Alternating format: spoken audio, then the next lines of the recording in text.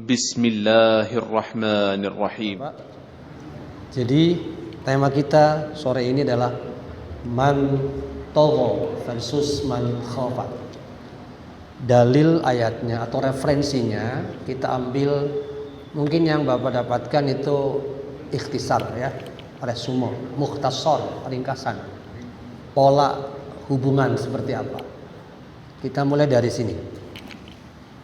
Sepanjang ayat 37 sampai ayat 41 itu menggambarkan dua sosok karakter yang berbeda. A'udzu billahi samil alim minasyaitonir rajim. Fa amma man tagha wa atharal hayatad dunya fa innal jahima hiyal ma'wa.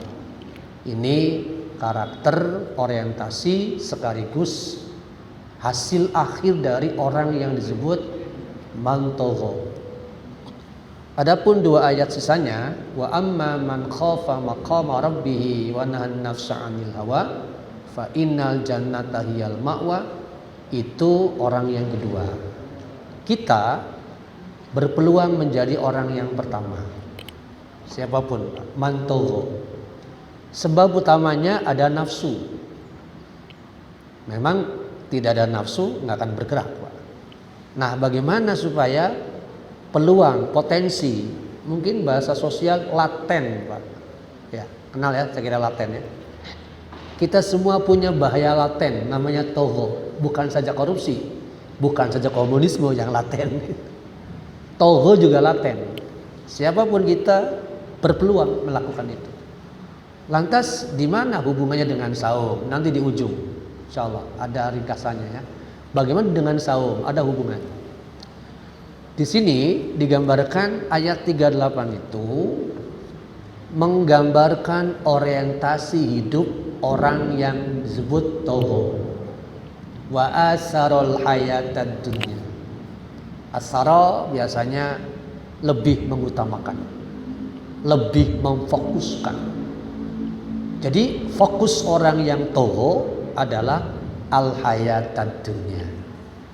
Nah, sekarang adakah hubungan ayat ini dengan surat Al-A'la yang saya kira sering dibaca, terutama witir, Pak.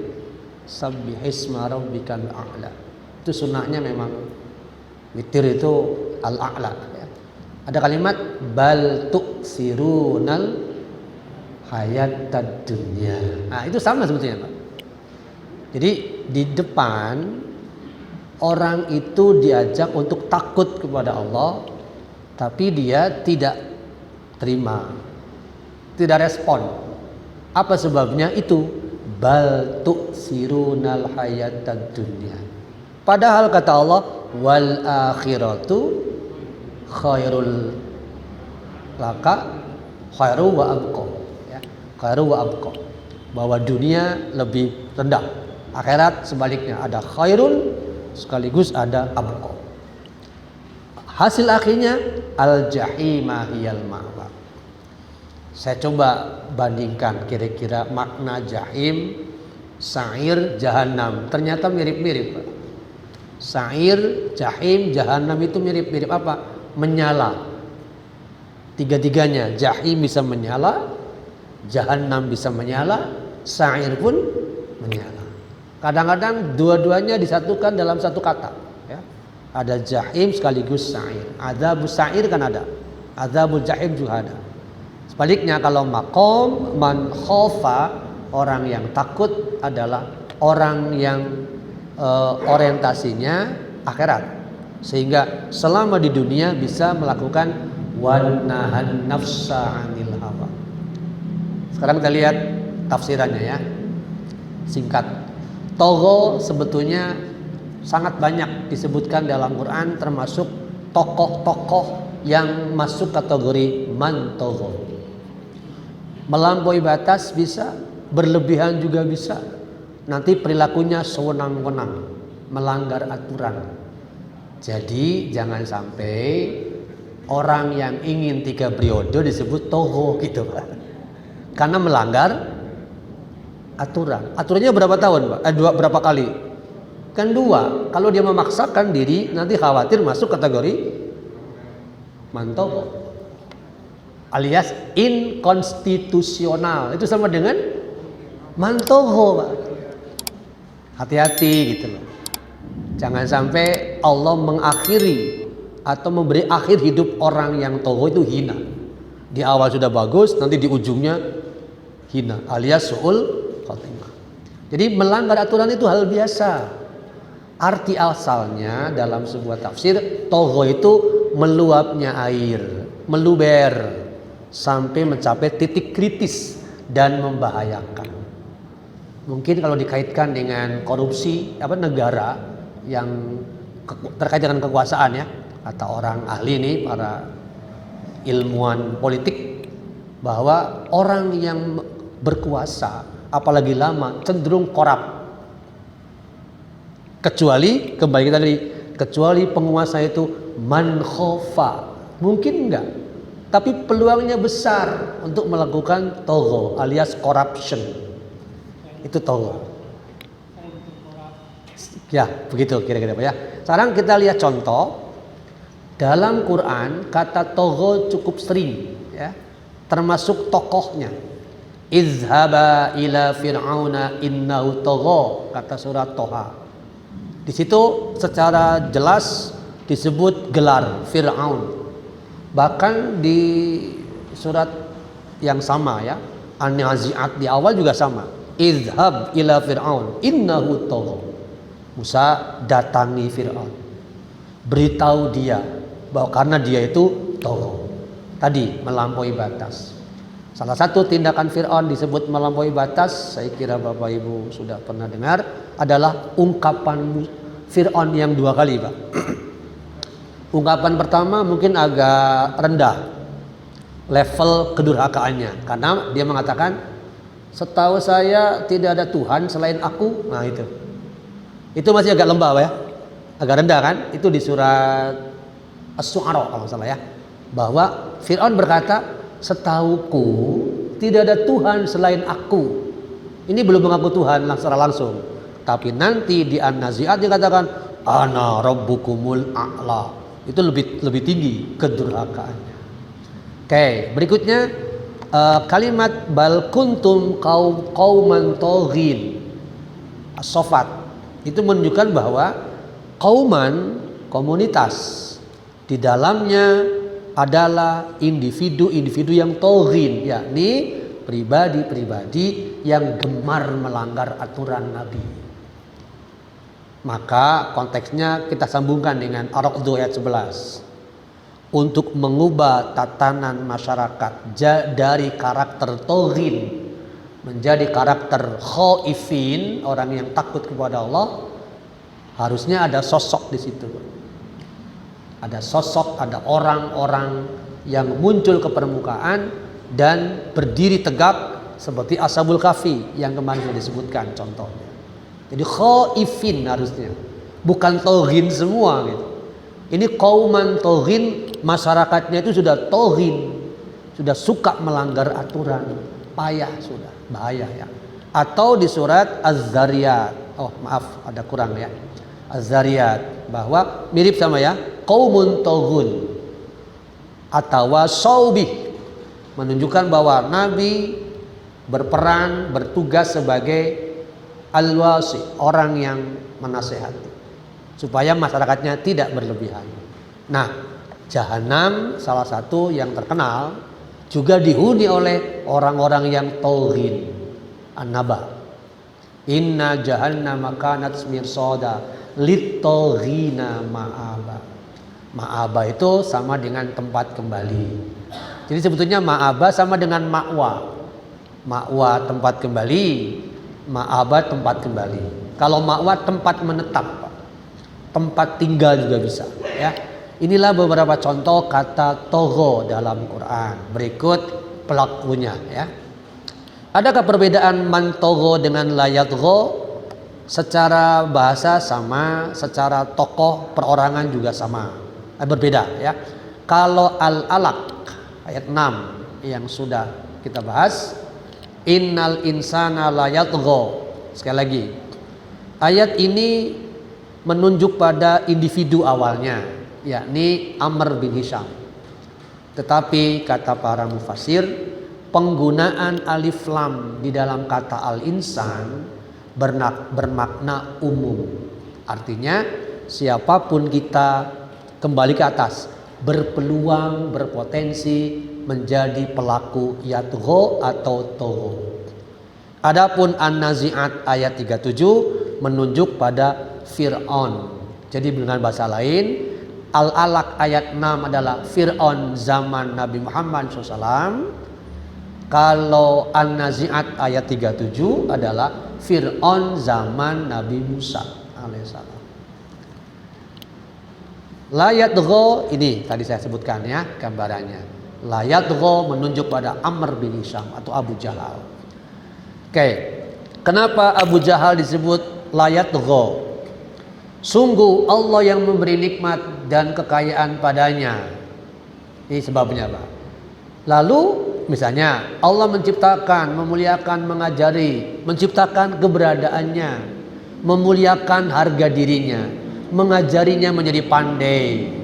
Tetapi, nah ini, setelah mulia, pandai, dia lupa dengan sang pemberi. Enggan beriman, enggan bersyukur saat diberi nikmat oleh Allah tadi. Nah, akibat tindakannya yang lupa itulah Allah menyebut dia layatgho. Berarti kita juga sama, Pak. Ketika melakukan hal yang sama, berpeluang tadi ya. Oke, berikutnya. Lafaz man togho bermakna umum, tidak menunjuk ke seseorang. Memang latar belakangnya diawali oleh kisah tentang Musa tadi ya. Tapi ayat ini umum. Nah, untuk mempertegas siapa yang masuk kategori man togho, lihat karakter ayat yang tadi ya 39-nya. Wa asarul ayatad dunya. Orang yang orientasi hidupnya kepada kehidupan dunia. Sedikit saya kutip tafsiran Al-Maraghi ya.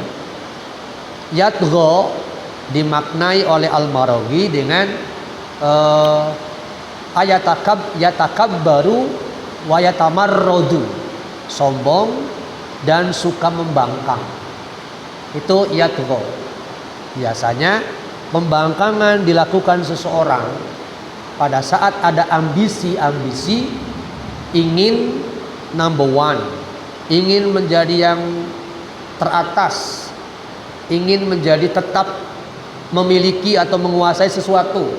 Itu yatgho biasanya. Makanya ditafsirkan oleh Al-Maraghi dengan dua kata, yatakabbaru wa yatamarradu. Yatakabbaru mirip dengan iblis ya, Pak. Merasa diri unggul. Pada saat yang sama menentang. Jadi orang yang merasa diri unggul berpeluang besar menentang aturan-aturan yang ada. Siapapun ya. Kemudian istagna, kembali ke surat Al-Alaq tadi ya, sedikit berbeda dia, tapi intinya sama ya, memiliki keinginan, biasanya menunjuk pada rasa diri cukup, dan itu akan memunculkan tindakan melampaui batas aturan yang ada. Nah, gambaran besarnya seperti itu tafsiran Al-Maraghi. Kemudian kita lihat kata asaro tadi. Dalam kamus, asaro mengambil sesuatu tanpa mengambil sesuatu yang lain. Mengambil sesuatu tapi tidak mengambil sesuatu yang lain. Berarti yang diambil cuma satu, alias fokus itu saja. Mengistimewakan atau mengutamakan. Dulu kita pernah membahas salah satu karakter namanya Isar, Pak. Jadi al-isar itu mengutamakan, mengistimewakan orang. Namanya al-isar. Lazim juga disebut altruisme, mengorbankan diri untuk kesenangan orang lain. Jadi ketika dikatakan bahwa orang yang togho itu asarul hayatad dunya, maka orientasi dalam benaknya, dalam hatinya, keinginan kuatnya hanya seputar al-hayatad dunya, tidak yang lain. Adapun kita tahu dalam kehidupan dunia yang dikejar oleh orang-orang yang disebut togo tadi, mungkin harus selalu ingat pada Al-Imran 14 itu, yang dikejar oleh orang mantogo, yuksirun tadi atau asaro tadi, mata'ul atau kesenangan hidup dunia. Saya ulangi Pak ya, 3. 1 An-Nisa, 2 Al-Banin, 3 Al-Qanatiril Muqantara. Bagian yang ketiga, Al-Qanatiril Muqantara, itu dibagi 5. Emas yang merupakan logam mulia, perak, binatang ternak, kuda pilihan dulu. Kuda pilihan hari ini kan kendaraan ya. Maka jangan heran kalau para artis memamerkan kendaraannya, entah Lamborghini dan seterusnya. Pokoknya berlomba, itu karena bagian dari asarul hayatad dunya. Yang keempat al-an'am, peternakan, dan yang kelima sawah ladang. Nah, al-qanatiril muqantara bagian dari al-hayatud dunya tadi, kesenangannya. Itu yang menjadi orientasi orang-orang yang mantogo. Nah, kalimat mantogo ada yang mengartikan man al-ashi, orang yang mendurhakai, alias tadi menentang. Lawan dari man alqai fa akrama, orang yang menaati aturan Allah. Biasanya orang yang takut tidak akan sembarang asal mendapatkan penghasilan. Saya punya jamaah salah seorang yang bergelut di bidang mobil second, jual beli mobil. Selama sebelum ngaji, sebelum taklim, sebelum mengikuti kajian, itu apapun caranya. Bahkan sampai hari ini teman-temannya pun masih berlaku seperti ini. Mereka sangat suka dengan pola yang namanya down payment, DP Pak. Ada aturan kan mereka, di antara mereka, kalau DP kemudian tidak jadi, hangus. Dan mereka senang itu. Kalau perlu sering nggak jadi. Karena dengan sering tidak jadi berarti dapat uang gratisan. Mereka menduga halal. Padahal itu kan haram. Haram itu. Harusnya kembalikan. Itu sama dengan meminta secara paksa. Nah, teman saya ini setelah ngaji, enggak. Saya bilang, jangan. Itu haram itu. Astagfirullah, gimana tuh Pak? Saya sudah berulang-ulang dulu. Ya sudah, masa lalu. Sekarang istighfar saja. Kalau perlu ganti aja kalau bisa. Kenapa? Itu bagian dari mantogo, asal hatat dunia. Yang lebih mengerikan lagi adalah para pelaku bisnis mobil second ini yang tidak terbimbing. Kalau jual beli mobilnya laku Pak, pesta, ada perempuan di situ. Ya Allah, ya Rahman. Misalnya nih, teman saya ini, jamaah ini pernah ditelepon. Mas ini, ya, pokoknya aing laku yuk. Datang apa? Udah, gimana? Laku tadi dapat 20 juta lah. Dapat untungnya 20 juta Pak. Terus sok tinggal pilih apa? Menu ambil, terus ini loh, perempuan ada 4 Pak. Ditawari dia, mau yang mana? Silakan.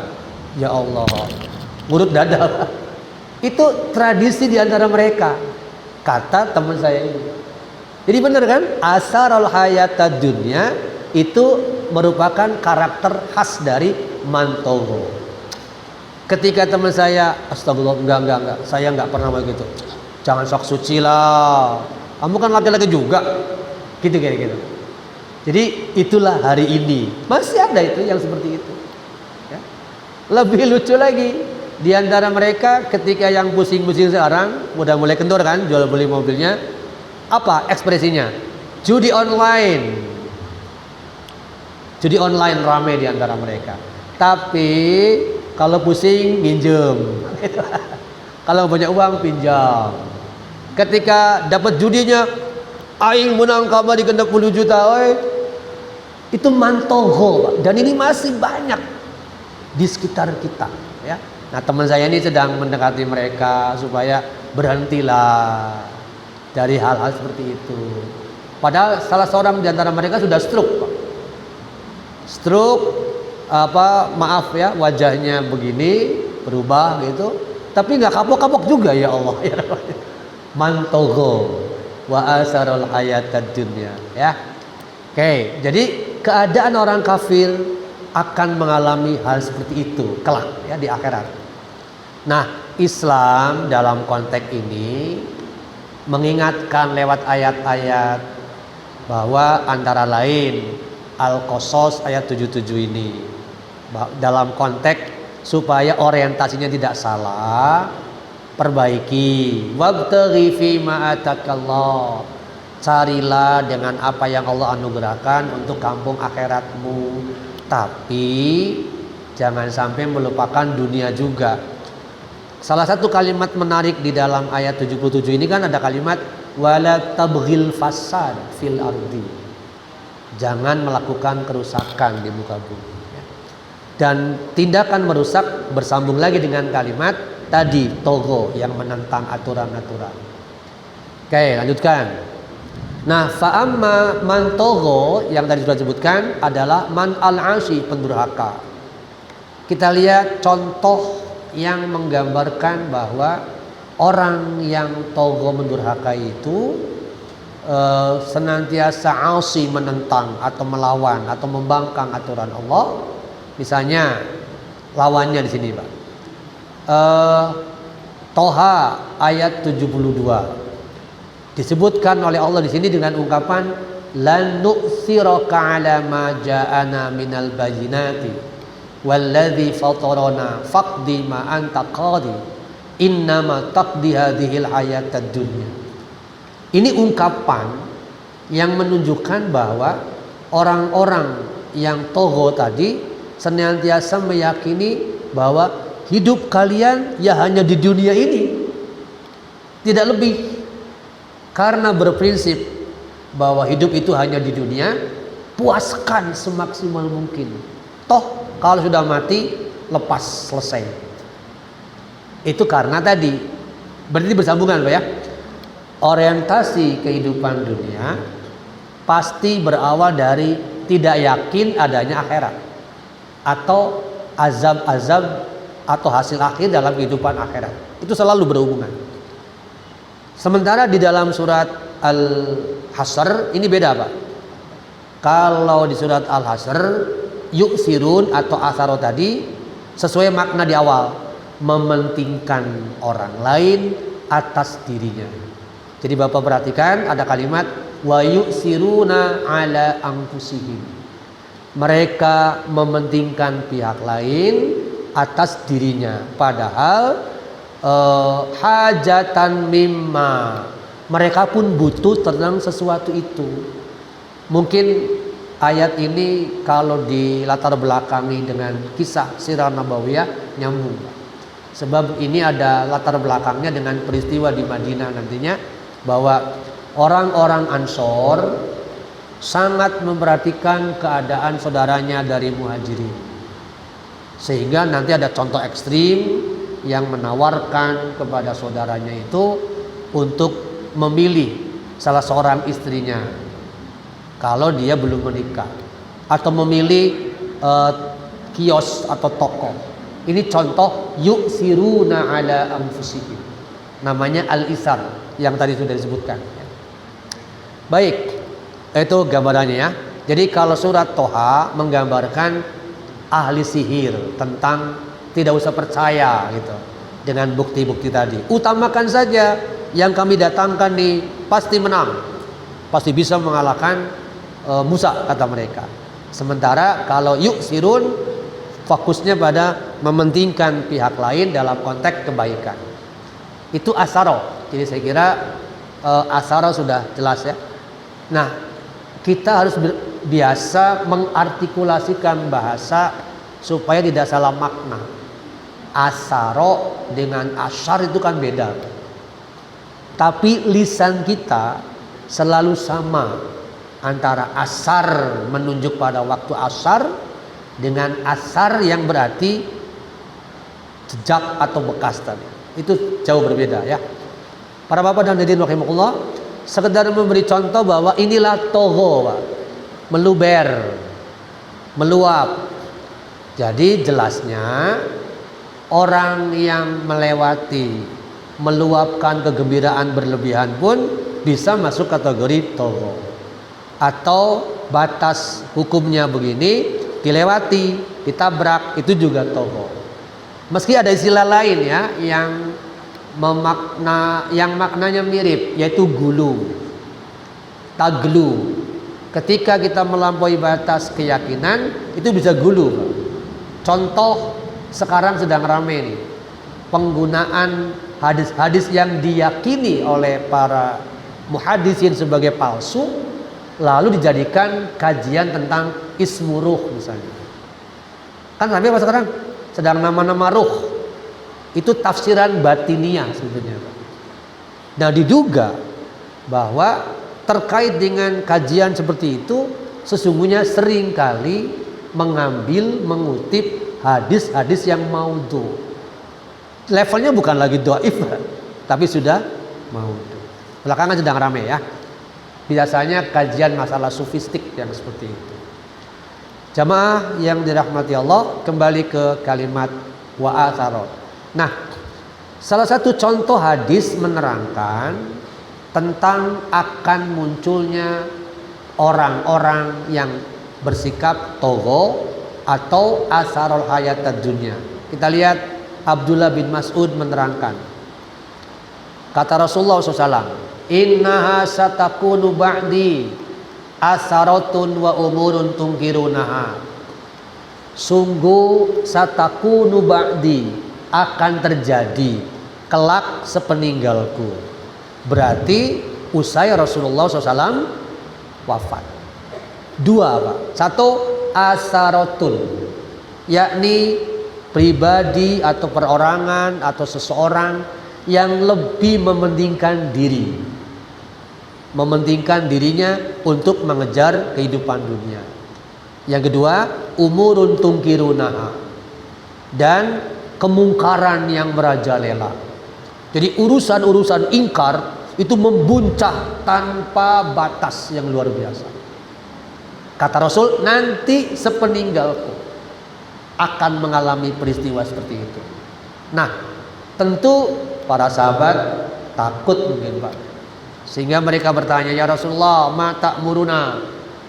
Andai kata kami hidup pada masa seperti itu, apa yang engkau perintahkan kepada kami? Maksudnya, apa yang mesti kami lakukan gitu, ketika menghadapi situasi pelik di mana kerakusan terjadi, mementingkan diri terjadi atau kelompoknya, kemungkaran merajalela. Abdi kudu kumaha ye? Dua, Pak. Satu, tu'addunal haqqal ladzi 'alaikum, tunaikan kebenaran berbasis Quran Sunnah. Hadis lain, betapapun kamu harus menggigit akar-akar pepohonan. Jadi ibaratnya, meski kita memegang bara sendirian, daripada terbakar, biarlah, daripada harus mengikuti kepentingan dan kemauan mereka. Ini kan tidak mudah, Pak, berat sekali. Yang kedua, jangan lupa tas'alunallaha alladzi lakum, terus bermohon kepada Allah. Jadi dua, tunaikan kebenaran semaksimal yang kita mampu. Yang kedua, terus bermohon kepada Allah supaya dibimbing ke arah yang benar. Makanya di dalam Al-Baqarah, kenapa orang-orang yang rajin berdoa la'allahum yarsudun, bukan, Pak? 186 kan? La'allahum yarsudun, mudah-mudahan kalian berada dalam kebenaran, karena ada aspek doa jangan lupa. Para bapak hadirin, terkait dengan asaratun ini, lihat contoh-contoh perilaku asaroh, rakus. Asaratun itu melahirkan sifat rakus. Contoh ayat yang menerangkan rakus, Al-Baqarah, lupa suratnya. Ini Al-Baqarah, Pak, ayat 96. wala tajidannahum akhrason nasi ala hayatin. Kamu lihat Muhammad, orang yang paling rakus terhadap kehidupan dunia itu Yahudi. Minal ladzina asyraku, daripada orang-orang musyrik. Makanya ketika Yahudi muncul Zionis, di kalangan Kristen juga muncul Zionis, mereka inilah yang Allah sebut akhrason nas, manusia paling rakus yang ingin menguasai seluruhnya. Maka muncul dalam istilah politik internasional namanya hegemoni, ingin menguasai atau kooptasi. Kalau tidak hegemoni, kooptasi, ingin menguasai, ingin mencengkram gitu. Orang lain menyebutnya gurita. Oke, dari akhrason nas, sifat rakus ini nanti ujungnya menjadikan nafsunya sebagai Tuhan. Maka ketika seseorang sudah akhrason nas, pasti nafsunya jadi Tuhan. Aturannya adalah aturan kepentingan dia, kecenderungan nafsunya. Yang salah pun jadi benar, gampang bagi mereka untuk melanggar sesuatu itu. Dulu saya pernah cerita ya, orang yang memiliki ini, ilahahu hawahu, orang yang menjadikan Tuhannya adalah nafsunya. Sekali lagi ringkasnya, kawan saya punya bos yang kalau kemanapun pergi keluar kota pasti ada hubungan dengan perempuan, alias zina. Teman saya ini sampai keluar akhirnya, ya selalu ya 3 kali paling tidak diminta mencari. Ketika teman saya mengatakan, maaf Pak, ini kan dosa Pak, dosamu saya tanggung. Bagi saya ungkapan dosamu saya tanggung itulah ilahahu hawa. Nafsunya sudah menjadi Tuhannya. Tapi yang namanya usia bertambah kan Pak, fisik melemah. Ketika usianya 70-an baru ringkih, di situ azab Allah berlaku. Itulah karena terjadi ilahahu hawa. Jamaah yang dirahmati Allah, itu asarul hayatud dunia. Nah, tadi sudah saya kutip bahwa ada hubungan dalam surat Al-A'la, mirip sebetulnya ya, sama karena orientasinya juga sama. Kita lewat saja, intinya begitu, bahwa orang Togo itu pendek cakupan orientasinya. Dia hanya mengejar kepuasan dunia, mengabaikan persoalan akhirat sama sekali. Jadi bisa kita bayangkan, mereka tidak yakin tentang akhirat, tiba-tiba yang tidak yakin itu malah ada di depan mata. Itu kan terbayang bagaimana kekecewaannya, ketakutannya yang luar biasa ya. Oke. Asaro tadi sudah ya. Ini Rasulullah SAW berdoa supaya beliau tidak menjadikan dunia sebagai orientasinya. Lihat Pak, wala taj'al musibana fi dina. Ya Allah, jangan kau jadikan musibah dalam urusan agama kami. Maksudnya adalah beliau bermohon kepada Allah, dalam melaksanakan urusan agama ada sesuatu yang membuat beliau sulit. Dan wala taj'alid dunya akbaru hammina, jangan menjadikan dunia ini akbaru hammina. Ham itu pengertiannya keinginan yang kuat. Jangan menjadikan dunia sebagai keinginan yang utama. Karena tadi dunia bukanlah tujuan akhir, tapi sebatas perantara, seperti yang sudah sering kita pahami ya. Wala mablaghu ilmina, sedangkan puncak dari ilmu kami adalah akhirat, bukan dunia tadi. Itu doa yang bagi saya menunjukkan ketakutan beliau terjebak dalam akbaro hammina ya. Para bapak dan ibu rahimakumullah, faktanya memang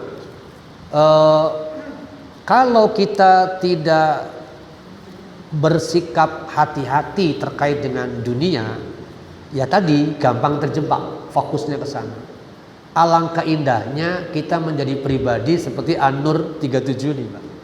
Rijalun la tulhihim tijarah menjadi pribadi lelaki orang yang tak terlalaikan oleh bisnis, wala bai'un, atau oleh dagang, ang zikrillah, dari mengingat Allah.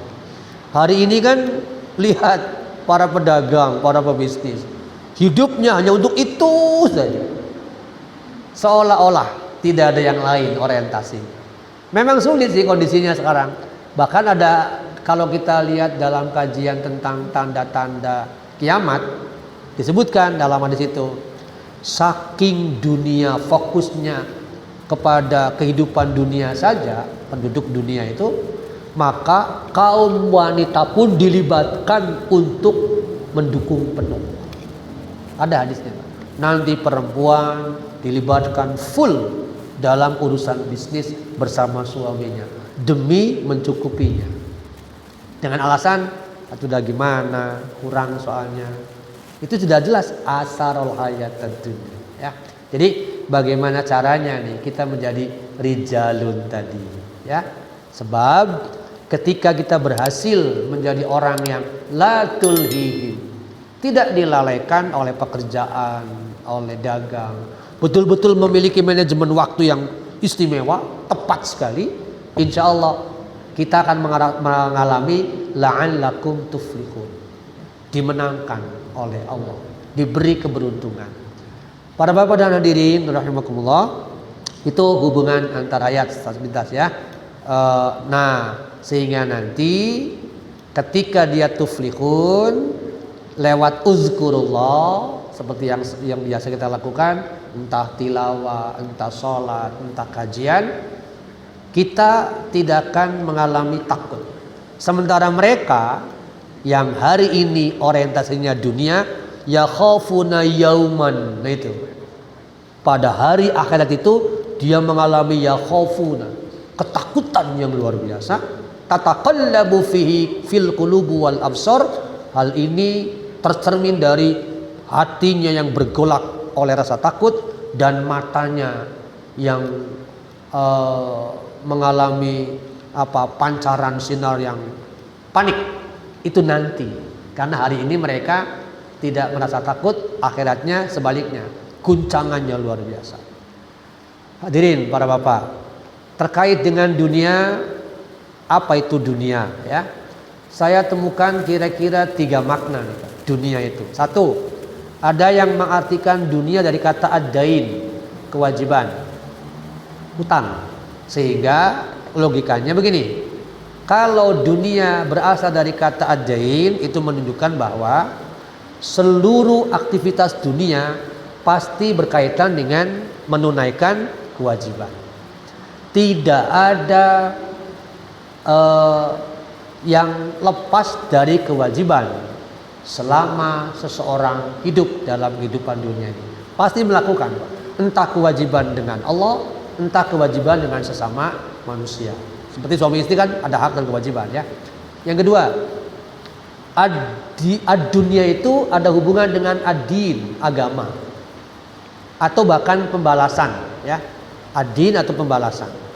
Dengan makna ini berarti dalam kehidupan dunia pun antara amal pasti ada unsur balasan. Jadi kita mengenal konsep al-amalu wal jaza, amalan atau perbuatan dan balasan. Dan saya kira Bapak Ibu sudah sering mendengar, balasan itu bisa fil hayatid dunya, bisa fil akhirah. Bisa balasan yang syarrun, buruk, atau yang baik, khairun ya. Yang ketiga, dunia itu ada yang mengatakan berasal dari kata adna atau seakar dengan kata adna, rendah atau dekat atau hina. Dan ini sesuai dengan ayat yang tadi, wal akhiratu khairu wa abqa. Ini contoh kata adna yang terdapat dalam Quran ya, mengenai 3 istilah yang di atas ya, bahwa dunia ada yang berasal dari ad-dain, ada juga yang mengatakan dari ad-din atau dari al-adna. 3 istilah yang semuanya terdapat di dalam Quran. Kemudian berikut adalah tafsiran man tagha man khafa Ibnu Katsir. Kata Ibnu Katsir, man togho itu tamarrodu wa'atan. Yang tadi Pak, membangkang dan berlaku sewenang-wenang. Kalimat berlaku sewenang-wenang biasanya berkenaan dengan ketika ada orang yang menghalangi atau mengingatkan, maka orang yang menghalangi atau mengingatkan itu pasti mengalami tindakan. Ingat bagaimana Fir'aun kepada Musa kan? Jadi kalau hari ini misalnya terjadi ketika ada orang mengingatkan lalu dibully, sebaliknya dan seterusnya, itulah yang tafsiran Togho Ibnu Katsir tadi. Adapun asarul hayatad dunya, beliau mengartikannya qaddamaha ala amri dini, lebih mengutamakan dunia daripada urusan agama. Karena itulah sekali lagi bahwa bersyukurlah kita yang bisa mengelola dengan baik bagaimana orientasi dunia, bagaimana orientasi akhirat. Jangan sampai terjebak di sini, ya. Itu kira-kira gambarannya. Adapun yang disebut dengan man khofa, beliau menyebutnya khofal qiyam baina yadayillah azza wajal. Khofa hukmallah fi. Orang yang takut itu adalah orang yang merasa takut termasuk terhadap hukum-hukum Allah. Dalam hal ini adalah balasan-balasan di dunia berupa azab ataupun di akhirat nanti. Barangkali kalimat ini menarik untuk kita renungi bersama. Jika dihadapkan padamu urusan akhirat, bersegeralah mendahulukan urusan akhirat. Niscaya engkau akan mendapatkan dunia dan akhirat. Boleh jadi kita seringkali mengalami dilematis antara sholat dulu atau makanya. Nah, mungkin kita perlu ingat sholat dulu atau ini dulu ya kira-kira. Saya kadang-kadang sering juga Pak mengalami seperti ini. Misalnya nih, pernah saya cerita, saya ulangi ya. Pada saat justru Allahu Akbar asar, tiba-tiba datang pesanan sekian, itu kan butuh waktu Pak. Nah kalau kita takut mungkin tetap melayani, tapi saya mencoba negosiasi, Pak bisa nggak ditangguhkan barang 30 menit atau 1 jam. Oh kenapa gitu Pak? Sholat dulu Pak, karyawan saya mesti sholat dulu, bisa nggak Pak? Oh boleh Pak, silakan, kalau perlu ayo saya ikut bareng sholat. Alhamdulillah bisa Pak. Mungkin kalau duniawi, ya aduh gimana Pak, ya udah terus. Bagi saya justru di situ nilai dakwanya. Barangkali Pak, maaf Pak, Bapak Muslim kan? Oh iya, barang aja Pak, sholat dulu. Nanti kan enggak, mangga, insya Allah bisa Pak. Awalnya Pak ini mendesak Pak, iya Pak, ditunggu. Insya Allah Pak masih belum lewat. Bisa jadi Pak. Bagi saya komitmen seperti itu intinya jangan takut dunia gitu loh. Ajak negosiasi, insya Allah Pak pasti berkah. Bisa sesungguhnya. Nah ini jangan sampai terjebak wa asarul hayatad dunya as-salatu ala waktiha, jadi tinggal gitu. Oke. Nah ini tempat akhirnya. Kalau orang tadi mendahulukan dunia lalu meninggal dalam keadaan seperti itu, ya sudah, al-jahim tadi sebagai al-ma'wa. Di Quran ini beberapa contoh ayat yang siapa saja yang masuk kategori penghuni al-jahim. Ayat 10 Al-Maidah, mereka adalah kazzabu, kafaru wa kazzabu. Siapapun kafir mendustakan ayat Allah, jahim. At-Taubah ayat 113 menyebutnya mereka yang musyrik, jahim. Ad-Dukhan 56 mereka yang jahim, orang yang di ayat 5-nya sama dengan ayat 10 Al-Maidah, mendustakan ayat Allah. Begitu pula dengan ayat Al-Mutaffifin. Siapa yang disebut jahim? Mereka yang curang. Di ayat 1-2-nya ya. Mereka yang curang dalam bisnis pasti jahim. Sekedar menambah wawasan tentang ayatnya. Sekarang kita rangkum bagaimana orang togo hubungannya. Nih. Tadi menggambarkan man togo. Oke. Orang yang togo itu yang fokus pada kehidupan dunia. Hatinya nalarnya ke situ saja ya. Lantas ketika orang itu togo, di surat Al-A'raf 176, orang yang orientasinya dunia pasti tenggelam ke dalam bumi, ke tanah. Lantas wattaba'a hawa, memperturutkan nafsunya tanpa bisa dihalangi. Itu pasti, Pak. Maka orang-orang yang seperti ini oleh Al-A'raf 176 disebutnya kamasalil kalbi, seperti anjing. Kan kasar tuh. Jadi orang togo yang memperturutkan hawa nafsu itu seperti seekor anjing yang kalau diingatkan tetap menjulurkan lidah, marah. Ketika dibiarkan merasa tidak ada yang berani. Begitu nggak sekarang? Kira-kira begitu. Tidak ada yang mengingatkan, merasa nggak ada yang berani. Diingatkan, tetap malah menyakiti yang mengingatkan. Persis seperti itu. Jangan sampai terjebak di sana ya. Lantas orang yang seperti ini nanti ujungnya tadi ilahahu hawahu. Bukan saja mengikuti tapi juga menuhankan nafsunya. Kalau mengikuti kan masih mending, Pak, bisa ketarik lagi. Ini enggak, sudah menuhankan nafsunya. Lantas ketika dia menuhankan nafsu, nah kalau dia tetap begitu sampai matinya, apa kata Allah? Innahu may ya'ti rabbahu mujriman. Kalau sungguh orang yang kembali atau mendatangi Allah dalam keadaan berdosa, tadi berarti entah berdosa terkait dengan kepemimpinannya atau berdosa kepada rakyatnya, jahannama, tempat tinggalnya jahanam. Kalau di sini kan jahim tadi ya.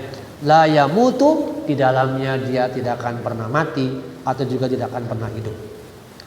Lantas termasuk Al-Baqarah 81, man kasaba sayyi'ah, siapa yang berbuat jahat, ahatat bihi khoti'atuh, lalu dipenjara, dikepung, diikat oleh kejahatannya sampai mati, ashabun nar. Inilah yang sering kita dengar, wala tamutunna illa wa antum muslim. Jangan mati kecuali dalam keadaan jiwa yang muslim. Nanti nyambung bahwa orang yang kafir tadi dan mati dalam keadaan kafir seperti tadi gambarannya pasti jahanam juga. Ujungnya fa innal jahima hiyal ma'wa. Jadi orientasi dunia, hatinya fokus pada kehidupan dunia, pasti mengikuti nafsu, tenggelam di dalam kehidupan dunia, menuhankan nafsu, dan sulit keluar dari kesenangan dunia tadi. Biasanya yang seperti itu matinya dalam keadaan lupa kepada Allah. Itulah mantogo, potensi tetap ada. Nah, harusnya bagaimana kita ambillah sikap untuk menjadi yang man khofa. Khofa, saya kutip Imam Tobari mengartikannya ittaqahu bi adaihi fara'idha wajtaba ma'asiyah. Orang yang menjaga, melindungi dirinya untuk tetap konsisten melaksanakan kewajiban dan menjauhi kemaksiatan. Pernah saya katakan bahwa jangan membayangkan kemaksiatan semata-mata asusila, Pak. Semua tindakan yang melanggar aturan itu maksiat sebetulnya. Al-ma'asi, ya, menentang. Jadi aso itu sama dengan menentang atau melawan. Sehingga dulu ada kata-kata asoy. Apa Pak asoy, Pak, dulu? Yang penting kan asoy. Boleh jadi itu kebiasaan hura-hura. Ya Pak ya? Yang penting kan asoy, boy. Itu saya duga hura-hura tapi banyak menentang aturan. Itu bahayanya. Karena asalnya dari kata aso tadi. Asalnya dari kata aso yang berarti melawan atau menentang, ya. Oke, ini kita lewat saja tentang tafsiran Imam Asy-Syaukani bahwa orang yang takut adalah hadara maqamah baina yaday rabbi, menjaga kedudukan dan posisi diri di hadapan Allah agar tidak terjerembab dalam kehinaan alias menentang tadi ya. tentang makna khofa. Ini gambaran tentang orang yang takut kepada Allah. Kita lewat, sudah dibahas yang kemarin tentang orang yang kholian. Nah, terakhir saya kutip tafsiran Ibnu Katsir. Orang yang takut itu orang yang mirip dengan yang tadi, betul-betul memahami hukum-hukum Allah, lalu dia mencegah dirinya dari tindakan-tindakan yang bisa mendatangkan azab Allah. Itu prinsip dasarnya para bapak. Kemudian kita rangkum di ujung. Nah, bagaimana korelasi antara man khofa, munculnya rasa takut pada diri seseorang, kemudian ada kemauan nahan nafsu anil hawa, nahan nafsu anil hawa, ya, dengan hasil akhir. Kita lihat ayat 40 menegaskan orang yang takut kepada Allah itu adalah orang yang takut maqama rabbi. Maqam di pengertiannya menunjukkan ketika berdiri di hadapan Allah, kita takut karena dia akan menimpakan sesuatu bernama teguran atau azab, maqama rabbi. Lantas karena takut nanti kelak pada hari akhirat dia berhadapan dengan Allah dan mendapatkan kehinaan tadi, hari ini di dunia yang bersangkutan melakukan wanahan nafsa anil hawa. Jadi khofa ini sejatinya takut, tindak lanjutnya ada dua. Satu, zakarasma rabbih wasalla fasalla. Takut nanti di hadapan Allah berdiri dalam keadaan dihinakan. Hari ini dia segera melakukan ingat kepada Allah dan sholat. Sholat itu melahirkan tazakka. Jadi sholat adalah alat melakukan tazkiyah, pembersihan diri. Terus berulang dengan hati yang nyaman, ya. Kemudian tazakka itu sama saja dengan proses nahan nafsu anil hawa, ya. Pengendalian nafsu dari al hawa, dari kecenderungan yang hina, yang tadi yang ke kelompok togo, dari kecenderungan melakukan tindakan melebihi batas aturan Allah dalam konteks apapun. Yang pertama. Yang kedua, nahan nafsa anil hawa itu bisa lewat as-saum atau as-siyam. As-siyam dan as-saum saya kira sudah dibahas, ya, terkait dengan maknanya lebih luas mana antara as-siyam dengan as-saum. Nah, siyam atau saum itu alat untuk nahan nafsa anil hawa dalam rangka la'allakum tattaqun. Coba kita lihat definisi dua tafsir. Satu, Ibnu Katsir. Ibnu Katsir mengartikan saum sebagai alat. Adapun tattaqunya apa? Kita lihat. Li'anna sauma fi, sungguh di dalam puasa itu tazkiyatul lil badani, proses penjernihan, pencerahan, penyucian tubuh, ya. Jadi konteksnya badan dulu. Lewat puasa kita dibersihkan tubuh. Betulkah? Saya kira betul kan, Pak? Para dokter mengatakan begitu, bahwa dengan saum terjadi regenerasi sel. Berarti kan badan. Satu. Yang kedua, wan nafsi tadi, pengendalian syahwat dari kecenderungan yang tak beraturan. Dan yang ketiga, tajyikulil masaliki syaitan, menutup jalan masuknya setan. Itu dengan saum. Yang kedua, tafsir Al-Qadir As-Saukani mengatakan sedikit berbeda, ya, bahwa tattaqun itu adalah al-muhafazati alaih, menjaga diri, atau al-ma'asi, menutup pintu kemaksiatan. Sebabnya hadhil ibadah, sebab saum itu adalah bagian dari ibadah. Nah, ketika orang menjalankan saum, sesungguhnya melakukan tiga hal tadi.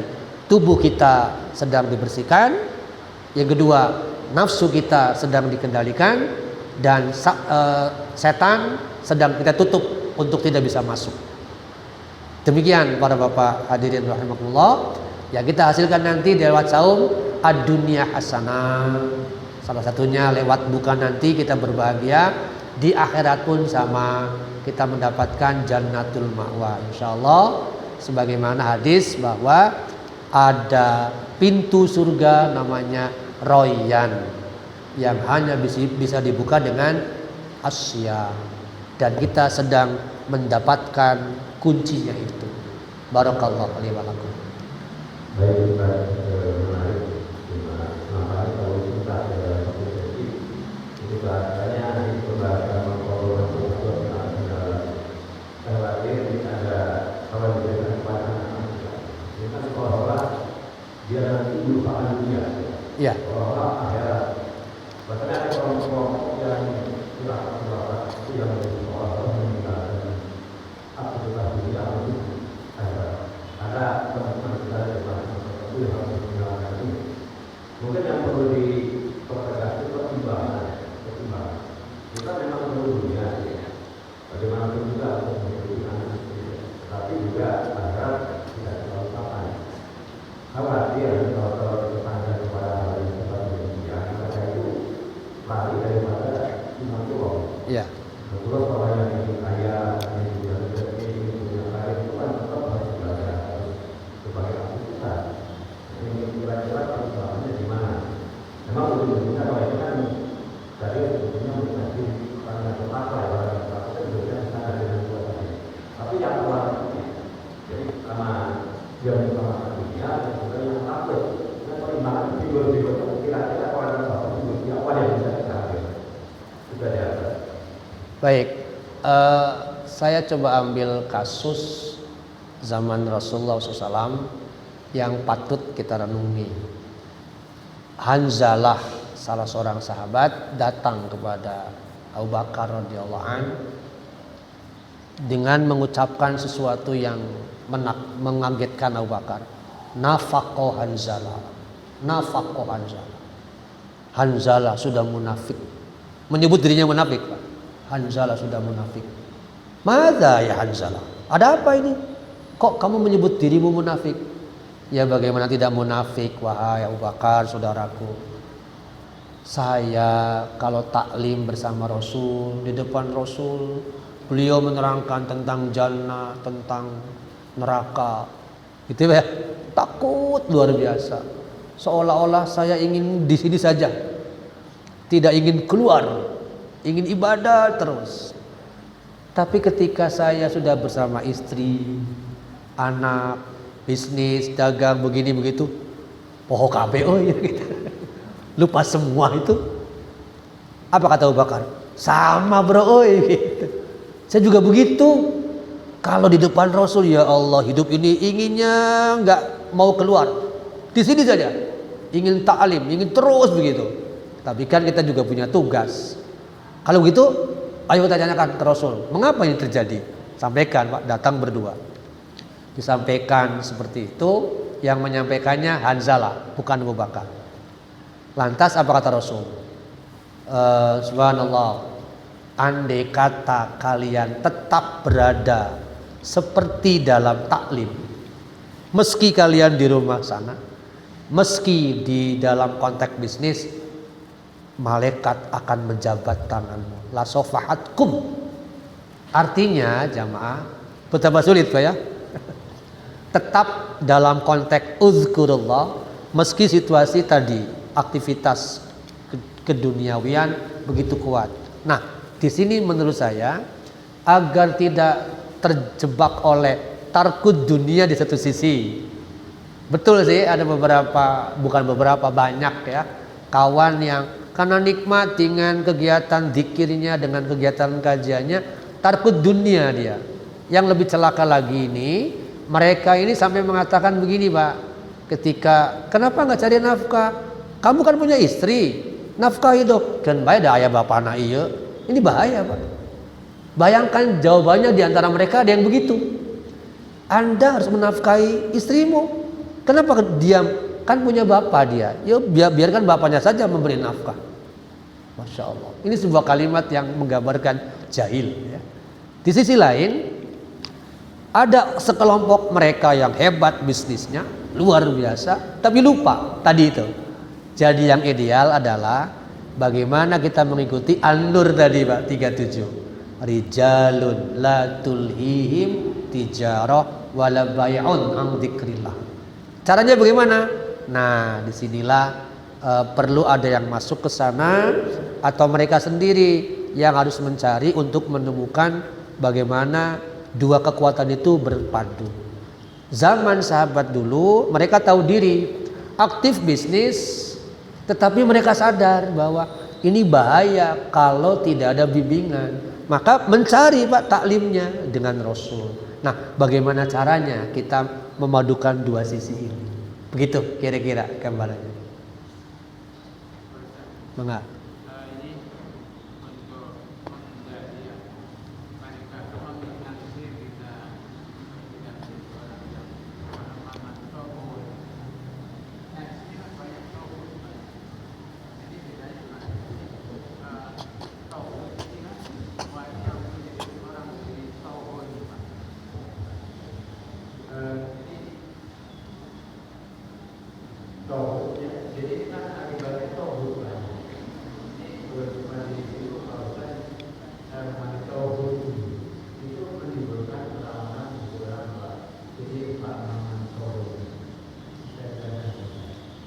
Togo kata kerjanya, togut perilakunya, orangnya togin tadi.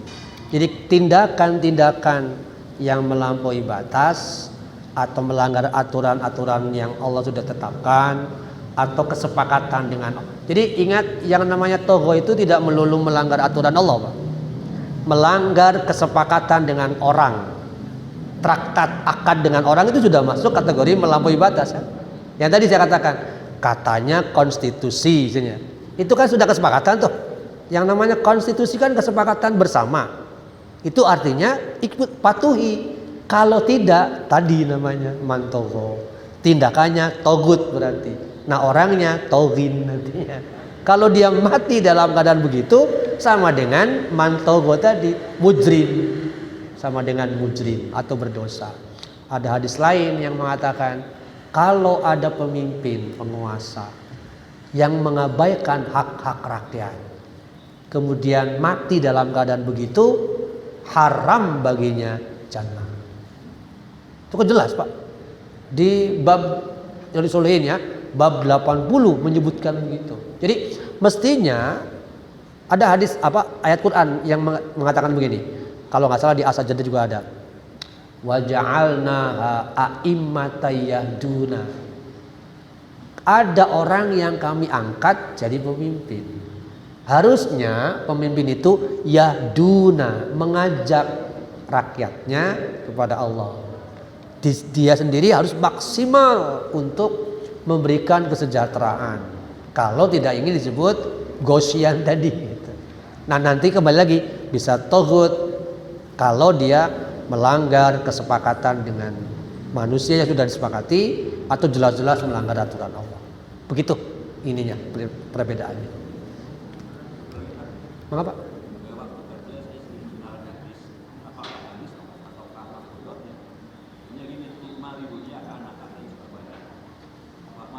Oh iya, sebagian menyebutnya mufrodat. Betul, nilainya bagus. Ka'annaka ta'isu abada. Seolah-olah kamu hidupnya lama. Carilah dunia. Sebaliknya ingatlah akhirat. Carilah akhirat. Seolah-olah hidupmu besok mati. Itu setahu saya ada yang menyebutnya kalimat mutiara biasa. Atau ada juga yang menyebut asar ya. Levelnya bukan di hadis ya, tapi asar. Tetapi secara maknawi bagus juga sih untuk mengingatkan bahwa semangatlah mencari dunia. Seolah-olah kita hidup abadan tadi ya, ta'is abadan. Tapi di sisi lain jangan lupa tadi akhirat, seolah-olah hidup besok mati. Nah, tetapi ketika konteks ini tidak ada bimbingan, kembali yang tadi nanti sangat mudah. Sehingga ada hadis yang mengingatkan kita, celakalah abdad dinar, celakalah hamba uang kalau dia tadi ya Atharul hayatad dunya.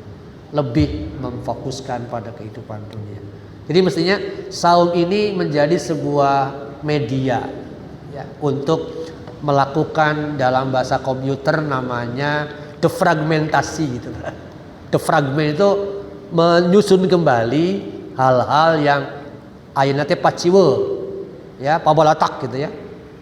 Bertebaran di mana-mana. Coba kita susun kembali aktivitasnya. Itu namanya defragment, Pak. Jadi pikiran kita itu di defragment, disusun kembali pasca seperti apa, manajemen waktu. Insya Allah bisa sebetulnya ya. Sebab bagi saya bukan orang yang jauh dari bisnis. Saya juga sama bisnis.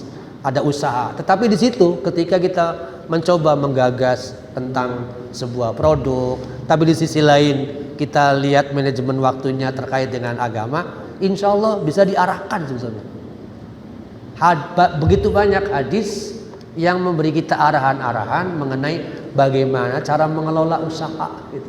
Bukan saja semata-mata masalah jual beli akadnya, enggak. Sistemnya dibentuk yang lain, termasuk menetapkan waktu, menetapkan gaji, membuat program kerja dan sebagainya. Ada sebetulnya. Kitanya saja yang tidak mau mengeksplor gitu. Demikian barangkali untuk hari ini. Sekali lagi mudah-mudahan kita insya Allah menjadi bagian dari al-khaifin, orang-orang yang takut kepada Allah. Karena kata surat Al-Baqarah bahwa kita harus masuk ke masjid illa khaifin, dalam keadaan takut kepada Allah. Barakallahu li wa lakum wastaghfiru innahu huwal ghafurur rahim. Assalamualaikum warahmatullahi wabarakatuh.